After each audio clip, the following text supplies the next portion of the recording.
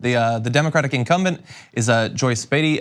What about Joyce Beatty made you want to launch this challenge? Well, I think for me, it was more looking at the state of the district. The 3rd district of Ohio is very diverse. It includes a lot of the areas where people are earning the lowest incomes in central Ohio.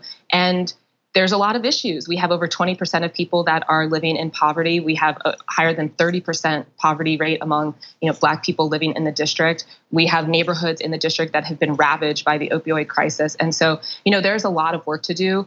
The housing needs are astronomical. The prices are soaring because there is a lot of growth happening in central Ohio. And we have to have leadership that's pushing with the urgency that people on the ground are feeling to make sure that their basic needs are met. So I'm curious, you're talking about leadership. There's also the Democratic leadership, which in the last cycle was quite aggressive against primary challengers, dismissive of organizations like the Justice Democrats up until they won a bunch of really important seats. And so I'm curious, with the DNC, the DCCC, has there been any interaction there, any pushback against your launch?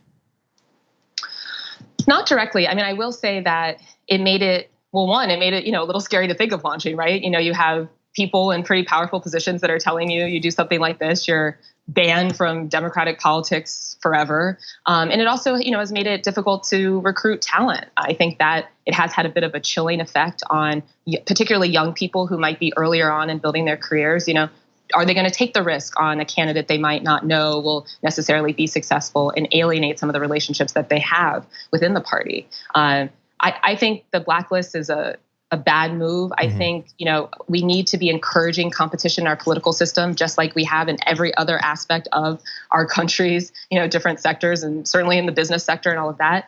This will make us stronger. And if we have policies like this, it deters people like me, young women, women of color, people who might not come from money, from ever being willing to enter the political process. And we are the people that most understand what's going on with people on the ground, normal working people. And we need to have that voice in Congress and throughout our government.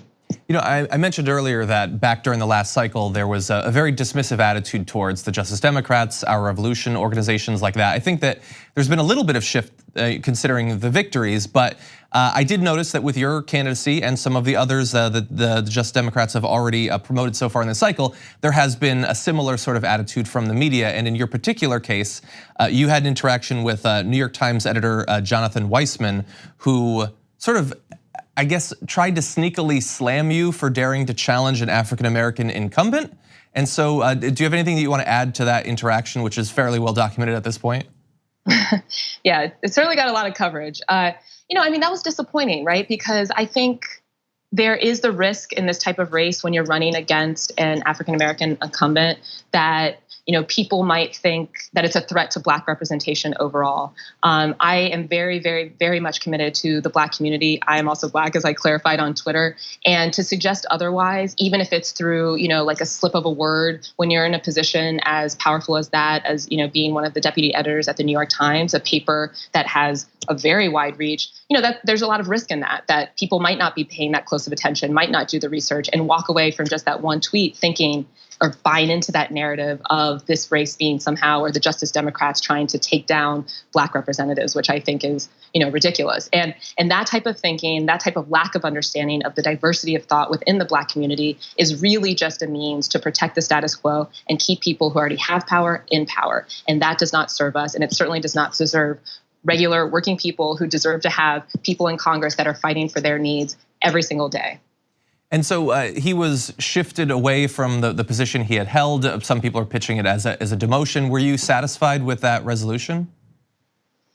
I'm really focused on my race. So, there was a lot of attention around that. But first, I really am focused on the people of the 3rd district. I'll leave the New York Times to figure out their issues internally to them. I'm really focused on trying to run the best race I can in a grassroots campaign that is going to best serve the people in the 3rd district of Ohio and really fight for these policies that we need, right? So, I would love to have more attention spent on how are we going to implement the Green New Deal? How are we going to make Medicare for all work for everyone? And, that's where I want to be spending my time. And that's where I think the media should be spending their time, thinking through and presenting to the American people how these policies will actually serve them to create a society, a country that works for everyone.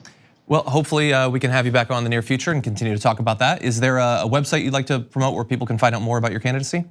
Yes, for sure. Morganharper.org is our website. Follow us along on social media, MH4OH, and our hashtag is Morganize. So, really excited to have people plug into the campaign. Come out to Ohio. If you're in Ohio and you haven't already contacted us, we're having a rally this Saturday to kick everything off. So really excited about how things are going so far and would love to come back. Okay, Morgan, thank you so much for joining us. Thank you.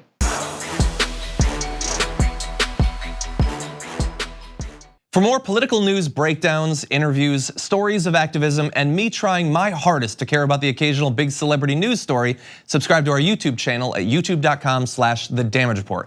And you can ring the bell wherever it is so you don't miss anything.